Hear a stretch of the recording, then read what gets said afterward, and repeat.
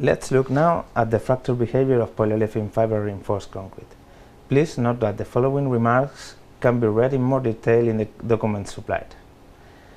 As shown in previous lessons, the main structural requirements and values for design are extracted from fracture tests. Such tests are commonly 3-point bending tests on a notch specimen, as the one shown in this slide. The test is controlled by the crack mouth opening displacement gauge, and 2 extensometers measure also the deflection in the midspan.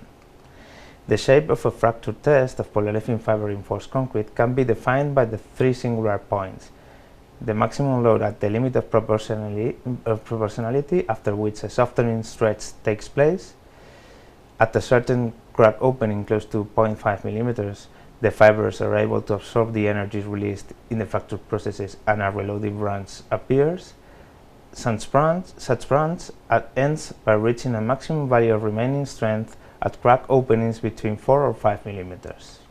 If the dosage of fibers is increased, the load values increase, as in the curves in the slide. Nevertheless, the deformations for which the turning points occur remain similar.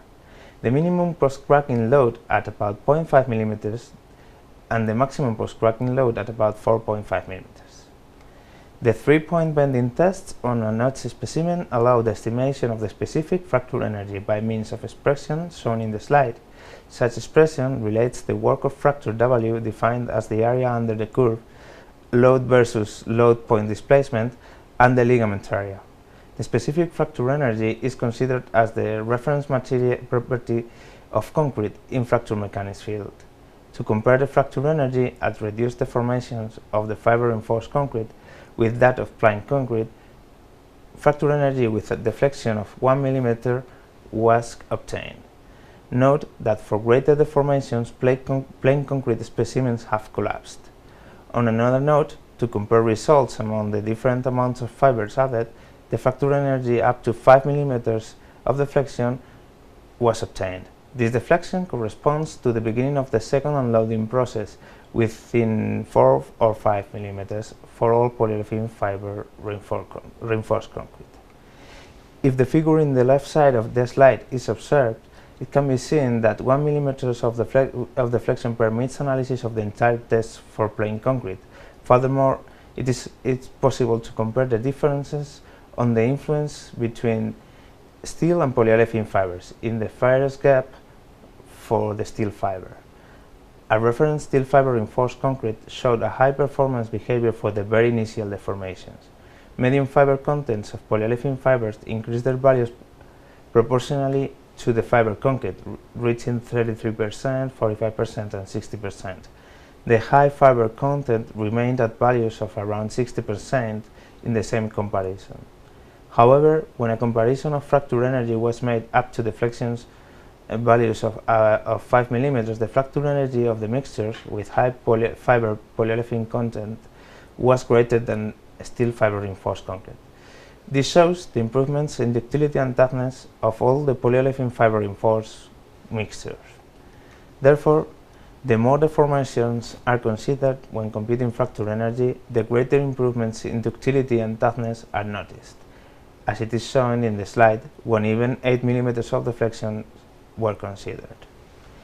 Regarding the turning points of the fracture curves, the evolution of the values shows that in the case of the load at the limit of proportionality, few variations can be noticed, increasing fiber dosage, and no trend can be established.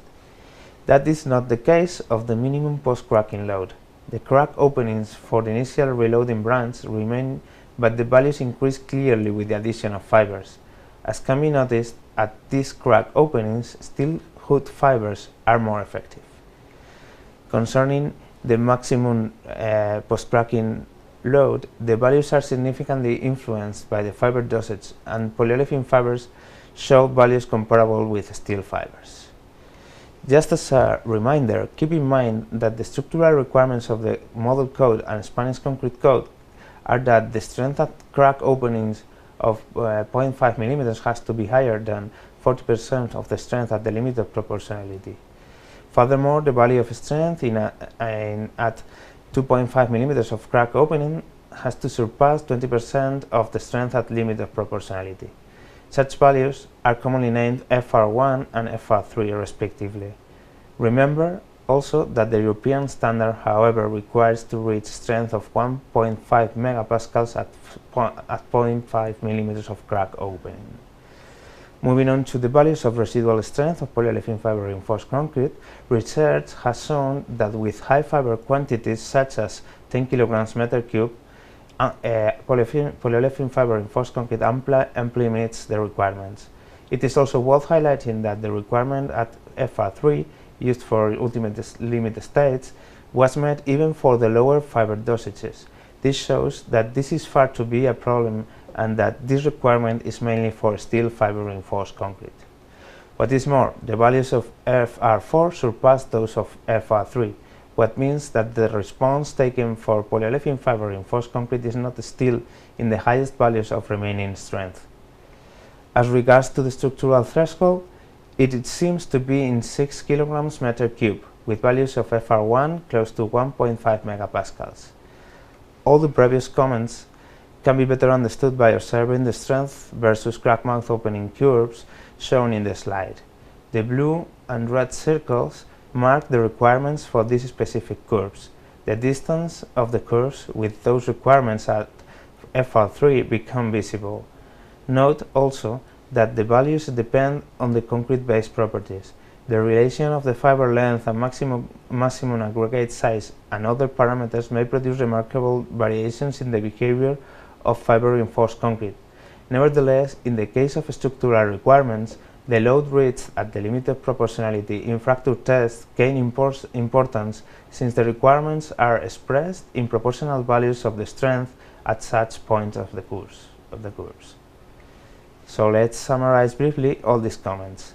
After a wide campaign of more than 100 fracture tests with polyolefin fiber reinforced concrete and polyolefin fiber self-compacting concrete, dosages ranging 3 to 10 kilograms meter cube, it was found that it is possible to produce a polyolefin fiber reinforced concrete that meets the structural requirements of model code and Spanish code.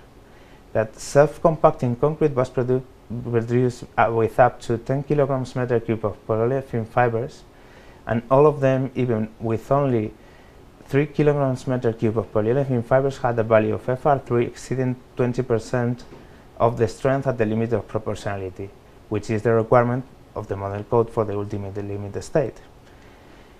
Structural threshold in terms of fiber dosage can be considered at about 6 kilograms meter cube, and at greater crack openings for FR4, values of residual strength are still increasing. Thank you for your attention.